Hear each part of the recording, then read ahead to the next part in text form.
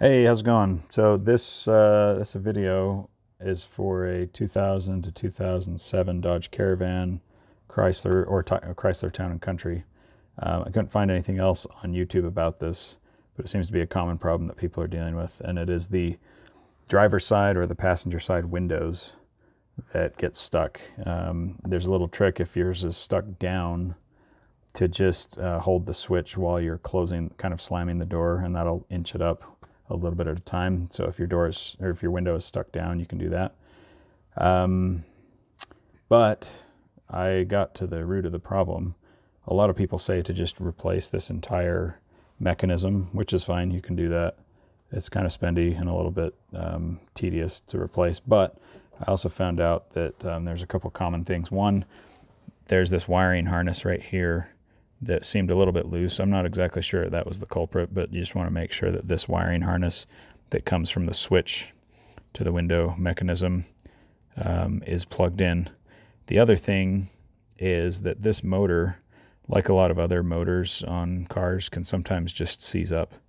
And so my simple fix actually is to just give this a light tap with a hammer. And what that does is freeze up any gears or crud that's been kind of gummed up in the motor drive system. If you do that, mine's been seized up for probably 3 or 4 years now, but once I did that, everything's working just fine. No big deal. So anyway, if you want to get at this whole assembly, you have to take off the door panel. I'll show you the other side. There are 3 screws. There's one screw right here behind the door opener. There's one down here that's covered by a cap, but there's one down there that you need to pull off. And then there's one down at the base. I can't see it from here. Anyway, it's down right about there. If you look and open your door, you'll just need a Phillips head screwdriver. And then what you do is you can just go around to the bottom. It's a little bit tight, but get your fingers underneath this edge and kind of pry it out and pop it. It feels like you're going to break it, and if your car is old, you might break it, but with the screws, you should be able to put it back together. Anyway, go around and pop those little clips out. And then once you've popped the bottom edge up, this whole panel right here, you just lift up over the lock button right here. And then you'll have to pull that off, and there's a couple wiring harnesses for the lock and the windows that you'll have to undo. And then there's a little mechanism for the door that you can just flip out and unhook the rod from the back of that.